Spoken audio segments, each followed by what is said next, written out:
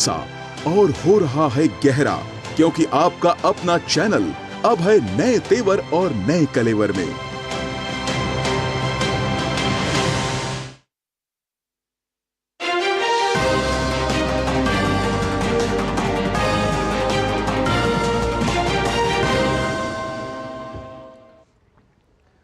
नमस्कार, आप देख रहे हैं समाचार आपके साथ। मैं हूं पराक्रम से शेखावत। बताएंगे आपको इस वक्त की बड़ी खबरें, लेकिन शुरुआत करेंगे समाचार की सुर्खियों के साथ। प्रधानमंत्री मोदी ने उत्तर प्रदेश के बांसगांव, घोसी और मिर्जापुर में विशाल जनसभा को किया संबोधित। संबोधन के दौरान प्रधानमंत्री ने सपा कांग्रेस पर पूर्वांचल को बेहाल रखने का लगाया आरोप। प्रधानमंत्री ने इंडी गठबंधन पर जमकर निशाना साधते हुए कहा, सपा कांग्रेस का इंडी गठबंधन सभी जातियों को आपस में लड़ा रहा। लोकसभा चुनाव के अंतिम चरण के लिए दिग्गजों ने प्रचार किया तेज। बिहार के काराकाट में अमित शाह ने, जेपी नड्डा ने जहानाबाद में भरी हुंकार। कांग्रेस नेता राहुल गांधी ने हिमाचल के नाहन में रैली को किया संबोधित।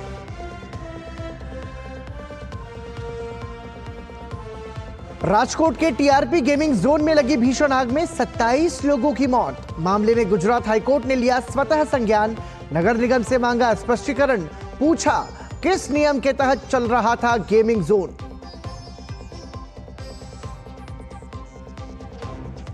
दिल्ली के विवेक विहार के बेबी डे केयर में 6 बच्चों की मौत। भाजपा ने हादसे के लिए दिल्ली सरकार के भ्रष्टाचार शासन को ठहराया जिम्मेदार। उपराज्यपाल ने घटना की जांच के दिए आदेश। प्रधानमंत्री मोदी ने जताई शोक संवेदना। प्रधानमंत्री राहत कोष से मृतक के परिजनों को 2 लाख, घायलों को 50,000 अनुग्रह राशि देने का ऐलान।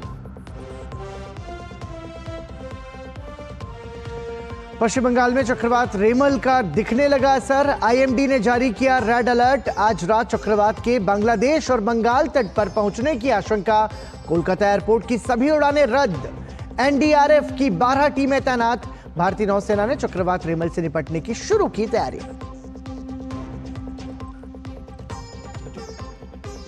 दो बार की ओलंपिक पदक विजेता पीवी सिंधु पेरिस ओलंपिक से पहले आई फॉर्म में। मलेशिया मास्टर्स में शानदार प्रदर्शन करते हुए रही उपविजेता।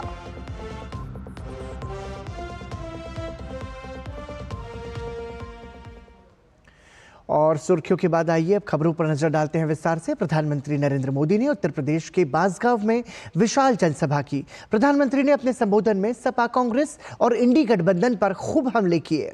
प्रधानमंत्री ने तुष्टीकरण को इंडी गठबंधन की राजनीति का एकमात्र उद्देश्य बताया। प्रधानमंत्री ने कहा कि 6 चरण के मतदान में इंडी गठबंधन के छक्के छूट गए हैं और 7वें चरण में इंडी वालों पर पूर्वांचल का प्रहार होगा। 4 जून को भारत का भविष्य तय करने वाली तारीख बताते हुए प्रधानमंत्री ने कहा कि देश के करोड़ों लोगों को इसका इंतजार है। प्रधानमंत्री ने कहा कि इंडी वाले अलग ही सपना देख रहे हैं। कुछ ताकतें ऐसी भी हैं जिन्हें भारत की प्रगति से पेट में दर्द हो रहा है। ये लोग 4 जून को लेकर अलग ही सपने देख रहे हैं। पाकिस्तान में सपा कांग्रेस के इंडी गठबंधन के लिए दुआ पड़ी जा रही है। सीमा पार से जिहादी उन्हें समर्थन दे रहे हैं। यहां सपा कांग्रेस वाले वोट जिहाद की अपील कर रहे हैं। इनका मुद्दा देश का विकास नहीं, ये तो भारत को कई दशक पीछे ले जाना चाहते हैं। चंडीगढ़ में कांग्रेस नेता प्रियंका गांधी एक जनसभा को संबोधित कर रही हैं। आइए दिखाते हैं।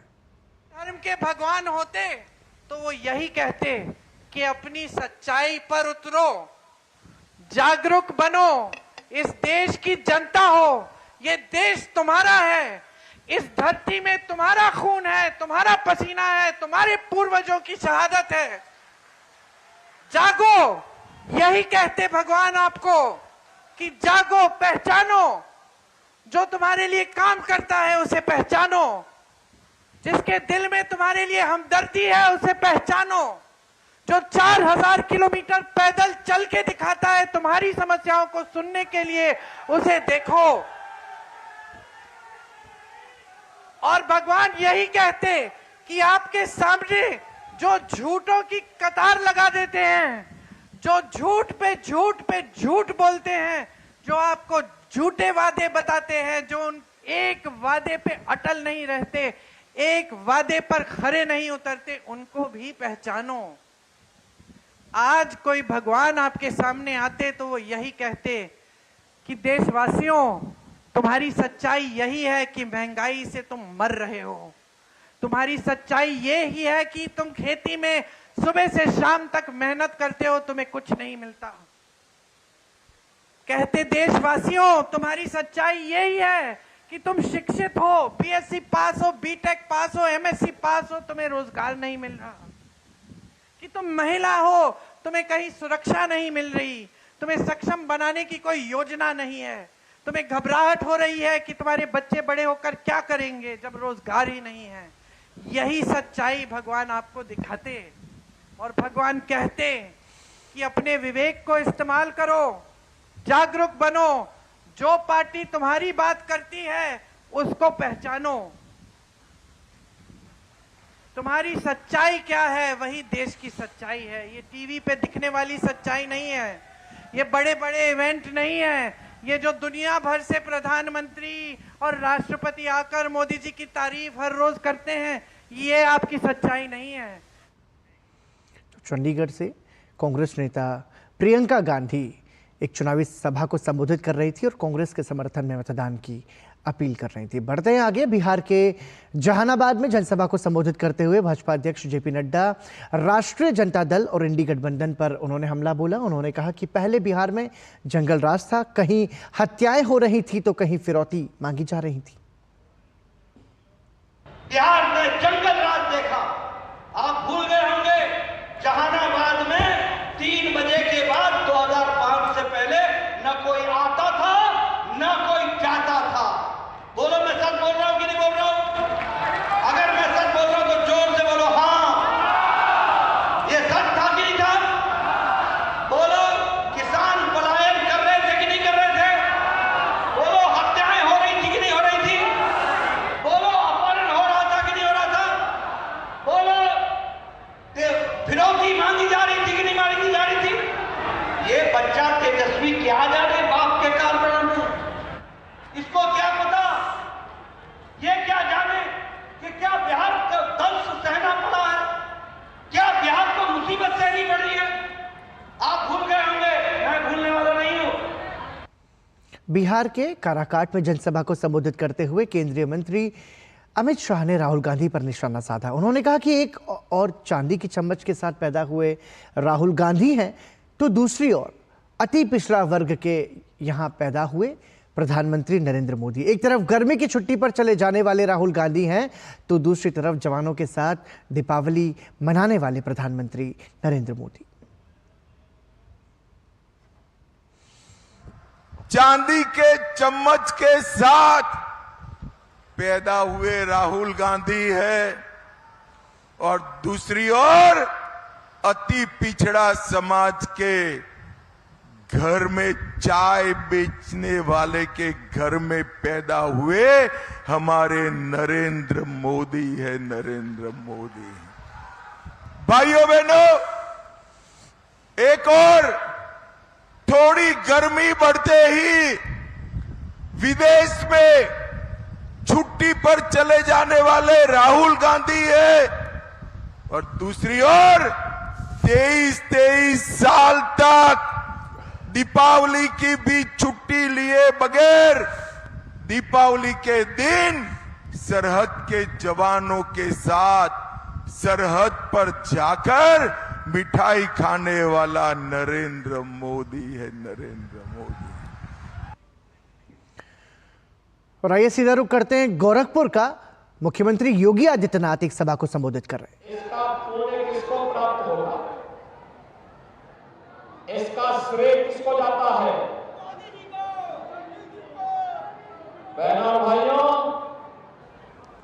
मोदी जी का नेतृत्व है,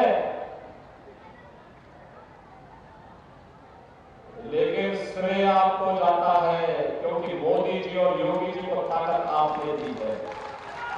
कमल चुनाव चिन्ह पर जो भी वोट जाता है, वह सीधे मोदी जी के पास और योगी जी के पास ही जाता है। अब आप देखो, एक वोट विकास भी करा रहा है और आपको पुणे का भागीदार भी बना दे रहा है ना। आज आप कह सकते हैं अपनी वर्तमान पीढ़ी को और भावी पीढ़ी को भी, अयोध्या में राम मंदिर हमने बनाया है। बोलिए, वो बोलेंगे कैसे?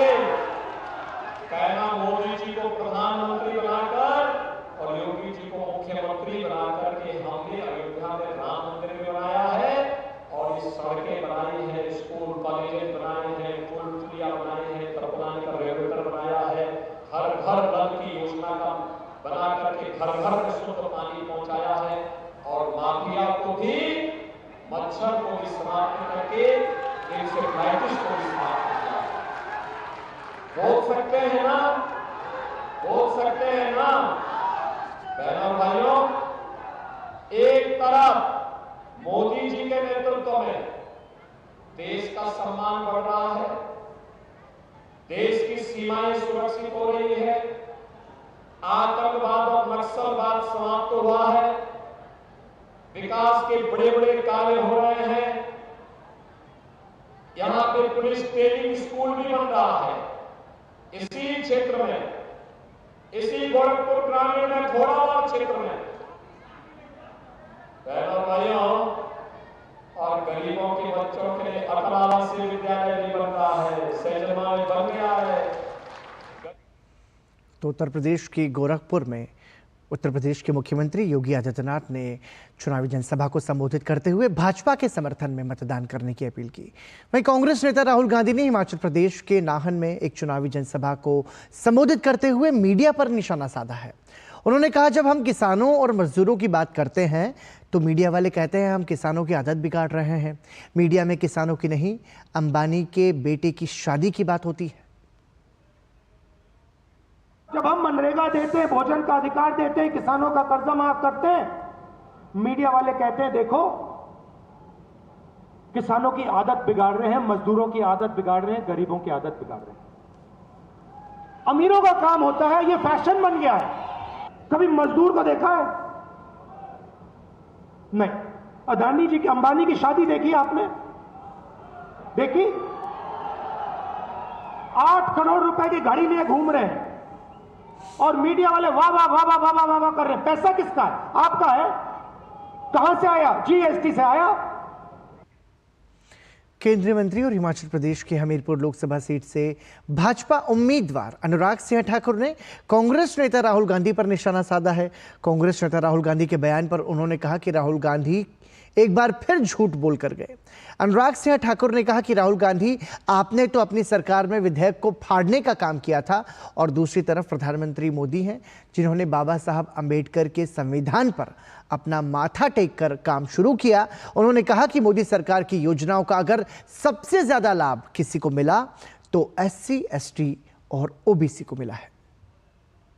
राहुल गांधी जी एक बार फिर झूठ बोल कर गए। ने तो विधेयक को ही फाड़ने का काम किया था अपनी सरकार में। दूसरी ओर मोदी जी हैं जिन्होंने बाबा साहब अंबेडकर के संविधान पर माथा टेक कर अपना काम शुरू किया। सबसे ज्यादा मोदी सरकार की योजनाओं का लाभ मिला तो SC, ST, OBC को। झूठ बोलना बंद करिए, नहीं तो एक बार फिर आपकी लॉन्च फेल हो रही है। इस बार कांग्रेस 40 सीटों के लिए हाथ जोड़ रही है। और यहाँ रुक रहे हैं एक छोटे से ब्रेक के लिए, बने रहिए हमारे साथ। 70 साल से अधिक आयु के सभी वरिष्ठ नागरिकों को 5 लाख रुपए का मुफ्त इलाज। ये है मोदी की गारंटी।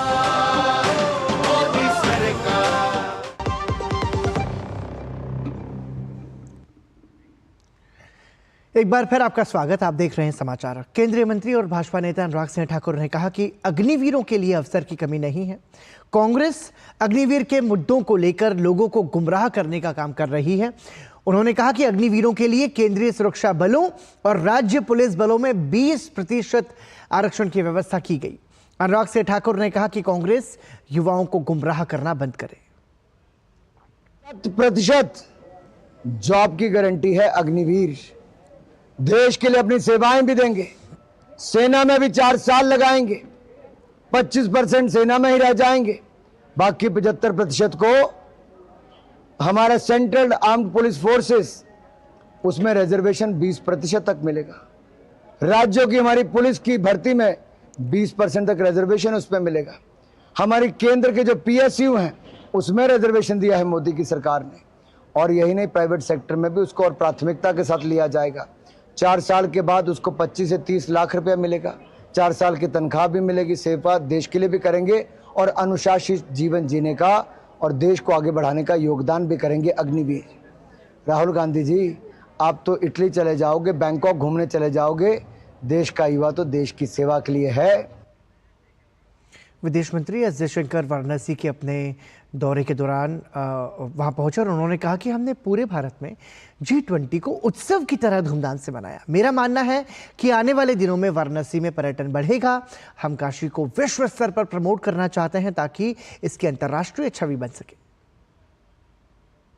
G20 जो है, करीब हम लोगों ने पूरे देश में 60 शहरों में G20 को मैं कहूँगा, क्योंकि हम कहते हैं उत्सव जैसा था तो हमने मनाया G20 को। आगे वाले दिनों में टूरिज़्म की वृद्धि ज़रूर होगी।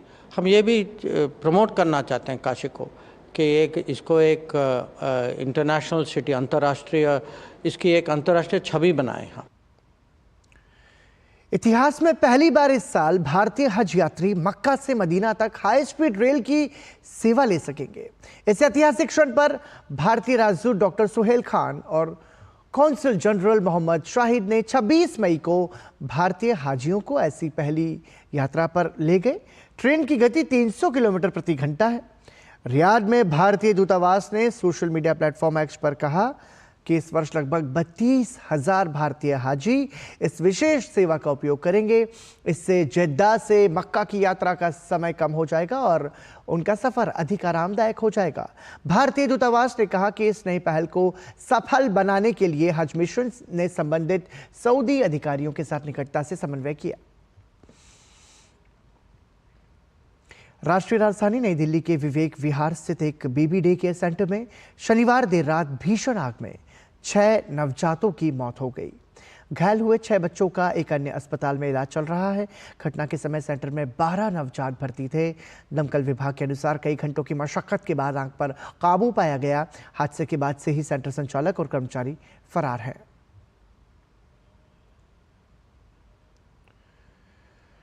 दिल्ली के विवेक विहार स्थित एक बेबी डे केयर सेंटर में लगी आग पर दिल्ली के उपराज्यपाल ने घटना की जांच के आदेश दिए हैं। दिल्ली के उपराज्यपाल ने एक्स पर लिखा कि उन्होंने दिल्ली में बच्चों के अस्पताल में आग लगने की दुखद घटना की मुख्य सचिव से जांच कराने के आदेश दिए हैं। साथ ही उन्होंने दिल्ली के CP को सभी आवश्यक चीजें सुनिश्चित करने का भी निर्देश दिया है। उपराज्यपाल ने शोक संतप्त परिवारों के प्रति संवेदना व्यक्त करते हुए कहा, मैं सभी को राहत का आश्वासन देता हूं और सुनिश्चित करूंगा कि दोषियों को सजा दी जाए।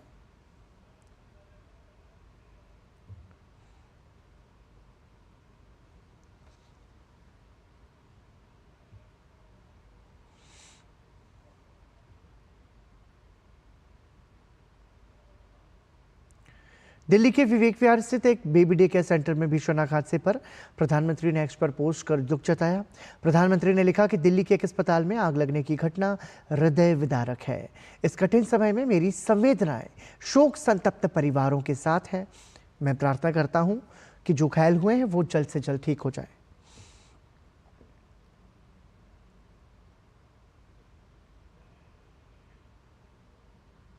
और दिल्ली के एक अस्पताल में आग लगने की घटना के मद्देनजर प्रधानमंत्री राहत कोष से प्रत्येक मृतक के परिजनों को 2 लाख रुपए का मुआवजा दिया जाएगा और घायलों को 50,000 रुपए की अनुग्रह राशि की घोषणा की गई है।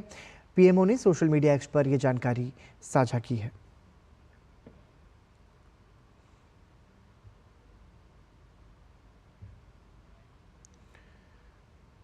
दिल्ली के बेबी केयर सेंटर में हुए हादसे पर दिल्ली सरकार के स्वास्थ्य मंत्री सौरभ भारद्वाज ने सख्त रुख अपनाते हुए दोषियों के खिलाफ कड़ी कार्रवाई के आदेश दिए हैं। इस मामले में दिल्ली के चीफ सेक्रेटरी और हेल्थ सेक्रेटरी की तरफ से कोई जवाब नहीं मिलने पर स्वास्थ्य मंत्री सौरभ भारद्वाज ने अकेले ही घटनास्थल का दौरा किया, साथ ही लापरवाही बरतने वाले अधिकारियों पर एक्शन लेने का निर्देश दिया है। मंत्री भारद्वाज ने हादसे में रेस्क्यू कराए गए बच्चों का निजी अस्पताल में फरिश्ते योजना के तहत फ्री ट्रीटमेंट कराने और सभी मृतकों और घायलों के परिवारों को जल्द से जल्द मुआवजा देने के निर्देश दिए हैं। वहीं मामले में बेबी केयर सेंटर अस्पताल के संचालक की गिरफ्तारी में भी तेजी लाने के निर्देश दिए हैं। गौरतलब है कि शनिवार देर रात भीषण आग में 6 नवजातों की मौत हो गई। घटना के समय सेंटर में 12 नवजात भर्ती थे। दमकल विभाग ने कई घंटों की मशक्कत के बाद आग पर काबू पाया है। गुजरात उच्च न्यायालय ने राजकोट में एक गेमिंग जोन में आग लगने की घटना पर स्वतः संज्ञान लिया है। इस मामले में कल गुजरात उच्च न्यायालय में सुनवाई होगी। अदालत ने इसे मैनमेड डिजास्टर यानी मानव निर्मित आपदा बताते हुए अखबार की एक रिपोर्ट पढ़कर हैरानी जताई।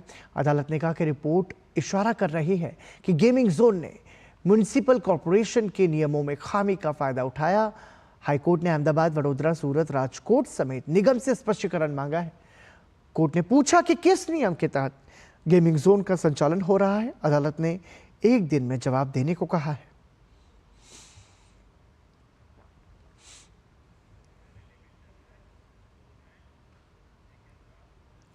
प्रधानमंत्री नरेंद्र मोदी ने 77वें कान फिल्म फेस्टिवल में ग्रैंड प्रिक्स जीतने की ऐतिहासिक उपलब्धि पर पायल कपाड़िया को बधाई दी है। पायल कपाड़िया को film all we imagine as light के लिए यह पुरस्कार मिला है। प्रधानमंत्री ने एक्स पर पोस्ट किया, 77वें कान फिल्म फेस्टिवल में ग्रैंड प्रिक्स जीतने की ऐतिहासिक उपलब्धि के लिए भारत को पायल कपाड़िया पर गर्व है। FTII की पूर्व छात्र पायल की उल्लेखनीय प्रतिभा वैश्विक मंच पर चमकती रहती है। उनके काम में भारत की समृद्ध रचनात्मकता की झलक मिलती है। ये प्रतिष्ठित सम्मान न केवल उनके असाधारण कौशल का सम्मान करता है, बल्कि भारतीय फिल्म निर्माताओं की नई पीढ़ी को भी प्रेरित करता है। बता दें कि पायल कपाड़िया की film all we imagine as light ने कान में अपने वर्ल्ड प्रीमियर में धूम मचाई और इंटरनेशनल क्रिटिक्स से तारीफें बटोरी।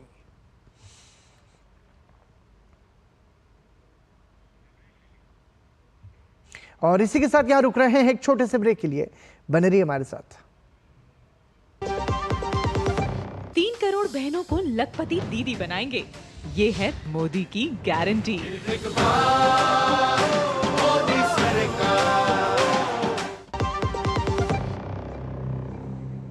एक बार फिर आपका स्वागत। आप देख रहे हैं समाचार। चक्रवाती तूफान रिमल को लेकर भारतीय मौसम विभाग ने रेड अलर्ट जारी किया है। मौसम विभाग के अनुसार तूफान 26 मई की रात को बांग्लादेश और पश्चिम बंगाल के समुद्र तटों पर दस्तक दे सकता है।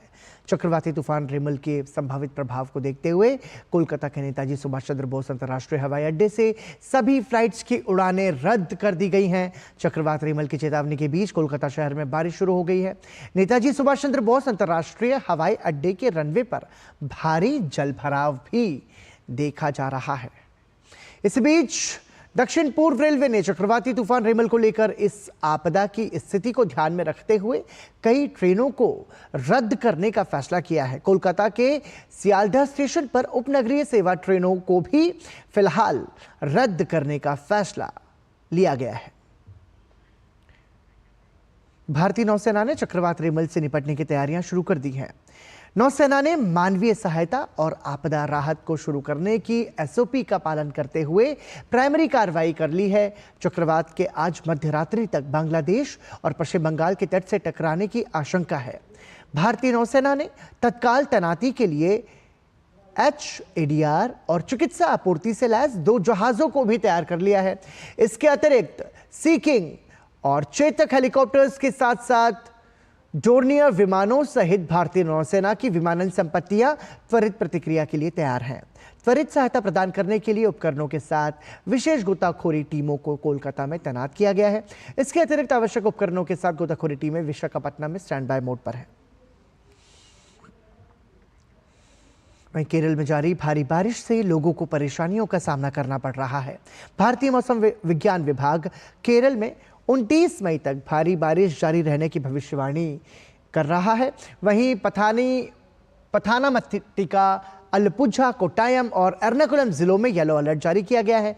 मछुआरों को अगले आदेश तक समुद्र में न जाने की चेतावनी दी गई है। इसके साथ ही तटीय क्षेत्रों में रहने वाले लोगों को सुरक्षित स्थानों पर जाने की सलाह दी गई है। केरल राज्य आपदा प्रबंधन प्राधिकरण ने मछुआरों से अपनी नावों को संबंधित बंदरगाहों में सुरक्षित रखने के लिए कहा है। दक्षिण पूर्व अरब सागर पर बने कम दबाव के क्षेत्र की वजह से केरल में भारी बारिश की संभावना है। गौरतलब है कि केरल में बीते हफ्ते से भारी बारिश हो रही है। लगातार हो रही बारिश के कारण 13 लोगों की मौत हो चुकी है। सामान्य जनजीवन भी प्रभावित हुआ है। जलभराव और बाढ़ के कारण घरों को भी नुकसान पहुंचा है। प्रभावित लोग राहत शिविरों में रह रहे हैं। 26 मई को डीडी किसान चैनल अपना 9वां जन्मदिन मना रहा है।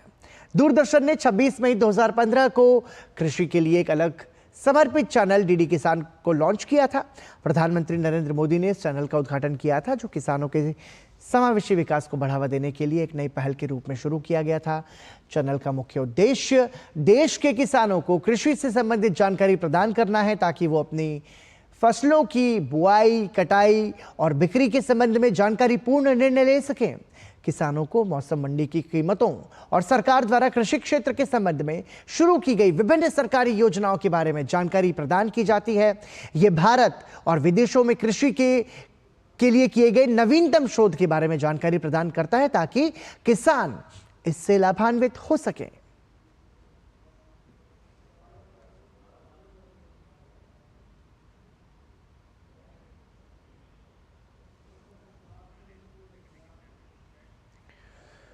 भारत की महिला बैडमिंटन स्टार पीवी सिंधु को मलेशिया मास्टर्स में दूसरे स्थान से संतोष करना पड़ा। 2 बार के ओलंपिक पदक विजेता पीवी सिंधु को महिला एकल के खिताबी मैच में चीन की वांग जी यी के हाथों 16-21, 21-5, 21-16 के अंतर से हार झेलनी पड़ी। हालांकि इस टूर्नामेंट में खेले गए पिछले मैचों में सिंधु शानदार फॉर्म में नजर आई। सेमीफाइनल में पीवी सिंधु ने थाईलैंड की बुसानन ओंगबाम रंगफान की मुश्किल चुनौती को पार करके फाइनल में जगह पक्की की थी। और इसी के साथ ही समाचार में अभी के लिए इतना ही, लेकिन डीडी न्यूज़ पर खबरों का सफर जारी है। दीजिए इजाजत, नमस्कार।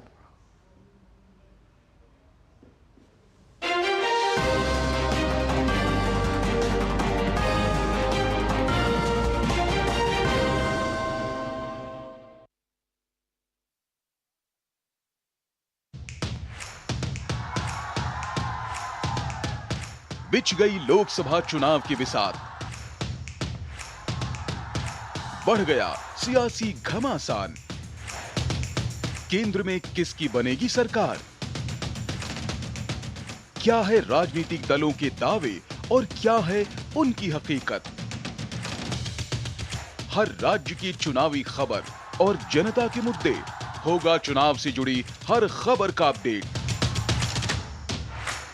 देश के कोने कोने में मौजूद हमारे संवाददाताओं से देखिए जनादेश हर शाम 6:30 बजे सिर्फ डीडी न्यूज पर।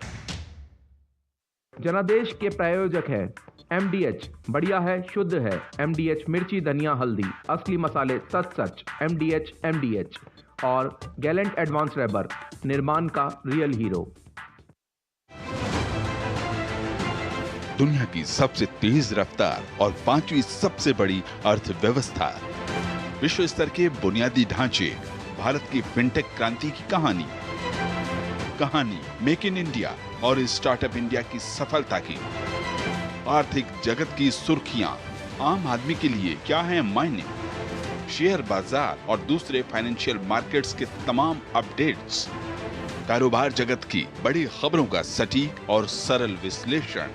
देखिए इकोनॉमी टुडे सोमवार से शुक्रवार सुबह 9:30 बजे सिर्फ डीडी न्यूज पर।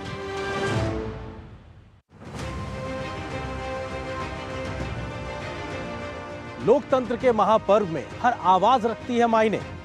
आम चुनावों के लिए क्या है जनता की राय? कांग्रेस जीतती भी है तो उनका प्रधानमंत्री का चेहरा कौन सा होगा? क्या है उनके मुद्दे?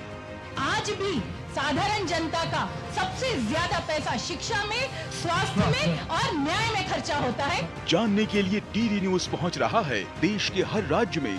2024 में क्या बड़ी चुनौतियां आपको दिखाई दे रही हैं? जनवाणी बनेगा देश की आवाज का मंच।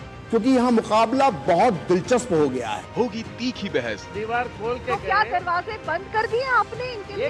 होंगे नेताओं से हर सवाल जो बनाएंगे देश का भविष्य। देखिए जनवाणी सिर्फ डीडी न्यूज पर। जनवाणी के प्रायोजक हैं MDH, बढ़िया है, शुद्ध है। MDH मिर्ची, धनिया, हल्दी, असली मसाले, सच। MDH। नए कानून लोगों की भलाई पर जोर देते हैं, लेकिन जानकारी की कमी के चलते नए कानून को लेकर कई तरह की भ्रांतियां, सवाल और शंकाएं हैं। तो चलिए आज बात करते हैं नए कानूनों को लेकर फैलाए जा रहे मिथक और सच्चाई की। बड़ा मिथक देशद्रोह को लेकर है कि राजद्रोह का नया रूप देशद्रोह है। असल में औपनिवेशिक शासकों द्वारा अपनी सत्ता मजबूत करने के लिए लागू की गई राजद्रोह की धाराओं को हटा दिया गया है। सरकार के प्रति नफरत पैदा करने वाली अभिव्यक्तियों को अपराधीकरण से परे रखा गया है, जबकि देश की अखंडता की रक्षा पर खतरा पैदा करने वाले सशस्त्र, विनाशकारी और अलगाववादी गतिविधियों के लिए सजा का प्रावधान है।